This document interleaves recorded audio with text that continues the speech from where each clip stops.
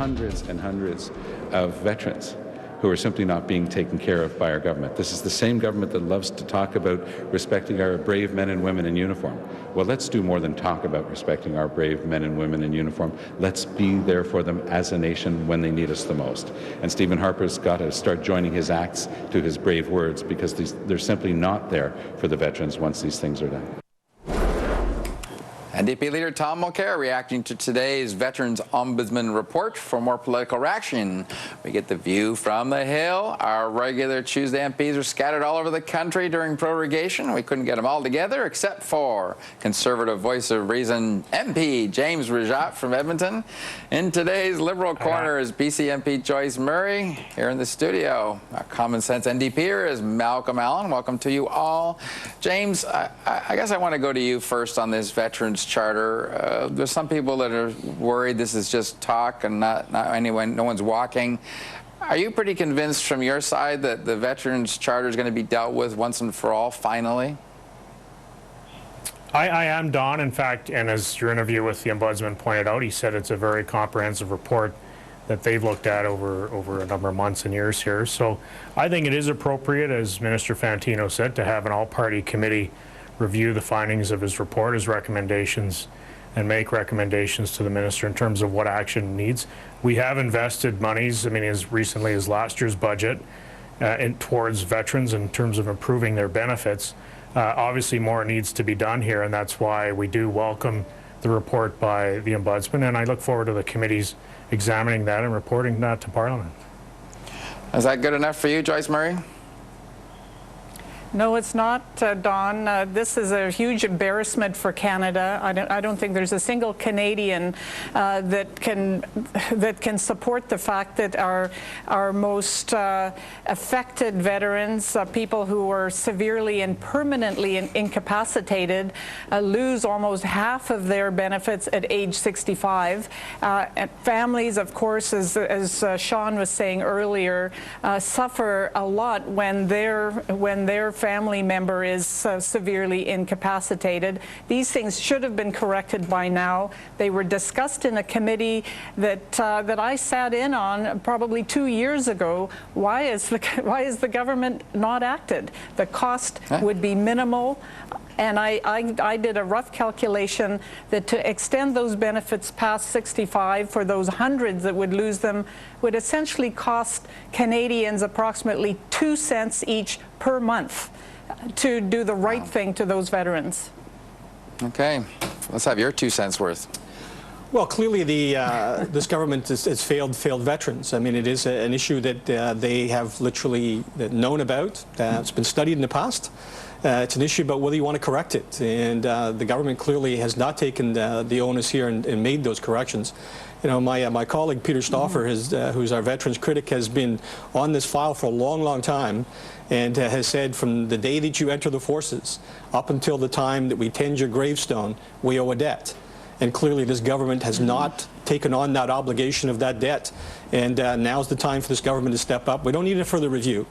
Clearly the recommendations are there. Act. Now's the time for action. Interesting point, James. I want to quickly go back to you on this before I move along to a different topic, in that this is a government that always said it stood by the troops and, you know, saluted them at every opportunity. Is there a sense that you've let down the ones that paid the highest price for doing that, the service we've asked of them? Well, absolutely not, Don. In fact, if you look at investments made over the past number of years in successive budgets, there have been attempts on behalf of the government to address all the issues with respect to veterans' benefits. Obviously, there are still some issues that we do need to address, and we will, in fact, be doing so. But that's why, I mean, the government welcomed the report that was released today. I thank the Ombudsman for his work, and we'll seriously look at all of the recommendations and in terms of what funding is required to address all of the issues. But I think we have to keep in mind the fact that over past successive budgets, there have been increasing investments in terms of veterans' benefits during that period of time. Okay. Okay, Joyce Murray, I want to switch topics if I can on this one. Your leader, Justin Trudeau, has sort of put pot back on the political agenda in a big way, but Health Canada made an interesting move today. It stopped allowing or accepting applications for individuals or small growers to grow medicinal marijuana. Now they're turning it over to large-scale grow operations. I'm wondering, is this a positive move in your view that we go big on growing marijuana for medicinal purposes, or is the existing system doing well enough? Well, clearly, Don, the existing system is a huge failure because it's delivered the control and the profits of cannabis into the hands of the criminal underworld. And in fact, today in Vancouver, we're seeing the start of a trial where 6 people were killed in a violence related to the drug trade. So it's absolutely not working.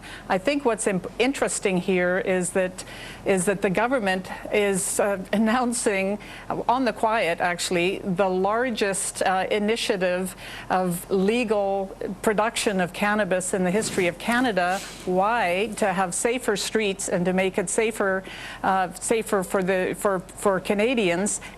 And that's exactly the argument that Justin Trudeau has been making, that we need to regulate and control this product because otherwise it's in the hands of the gangs and it's unsafe streets and it's unhealthy and accessible to young people. So we've been saying the very same thing while being attacked by the Conservatives on our stand. I guess, Malcolm, you're an agriculture critic. I guess marijuana falls under your purview now. Are they doing it the right way? Well, I think the issue with the marijuana and how we go about using it for medicinal purposes, what we've seen over time is small growers who are actually regulated and inspected on a regular basis. In fact, they're more inspected than anyone else probably in the ag sector. And so they're only allowed, in most cases, 6 plants. They're not allowed any more than 2 additional people they can grow for. And so what we see is a very regulated industry where folks who need that medicinal marijuana have been growing it primarily because they couldn't afford to buy it from the federal facility in the prairies. And so now what we're seeing is we're going to have this so-called free market, they say, but only if you happen to get a license and you grow it in a big plant. You don't have a free market when it comes to the individual who can grow the 6 plants and continue to be able to sustain themselves. So this is a medicinal issue. This isn't about, growing marijuana for the sake of growing marijuana. James, your thoughts on this issue? Well, and as Malcolm pointed out, it's important to point out this is for medicinal purposes. I mean, obviously, it's a challenge for the government in terms of managing this program. Health Canada has reviewed the program quite extensively, both from a production and from a distribution point of view. So it's changing both aspects. I mean, it's trying to bring it more under sort of the traditional healthcare system, and it's also looking and responding, I think, to some of the concerns that Joyce raises in terms of some of the elements that are getting into the model as it's currently instituted. So that's why the government is looking at it from a public safety perspective in terms of going to larger type facilities to produce it, and again, for medicinal purposes. I think I wouldn't agree with her in terms of analogy with respect to legalizing in total. I think we can have a legitimate discussion in terms of marijuana and consider things that some of the police chiefs are recommending in terms of ticketing. But I don't think because we're changing the model for medicinal purposes that we ought to go down the road of legalization of marijuana. Okay, I want to quickly move along. We only got a minute left, say, and very quickly, Joyce. Yeah, if it holds true for medicinal, it holds true for recreational, that having government control and regulation is safer for Canadians. Okay, quickly, go around. You got 10 seconds each. I respond to that? They want to change the national anthem. They want to put Thy Son's Command out and put in thou something or other. Gender neutral on that. Should we change the lyrics to our national anthem? Yes or no, Joyce Murray? Well, personally, I would like that change. Is it the biggest priority for Canadians? Probably not at this time with all the other challenges we face. James Rajat. No, I think we should keep the anthem as it is. There was a suggestion of changing, I think, back in 2010, and Canadians were loud and clear at that time that they wanted the anthem kept as is. Okay. Margaret, I would disagree with you. What do you say? Well, clearly, when the Conservatives tried this once before, the greatest number of emails I ever received was actually on that change. And clearly, we've got a lot of really important things that we need to do rather than simply talk about, do we change a word here or there in the anthem. So leave it the way it is? Well, I think at this point we need to take a look at it. But I mean, right now, it doesn't concern Canadians one iota, to be honest. Good for you. All right. Thank you very much. I'm sorry I even raised it the way you guys are talking. See you next week. Okay, coming up, the war is lost. No, not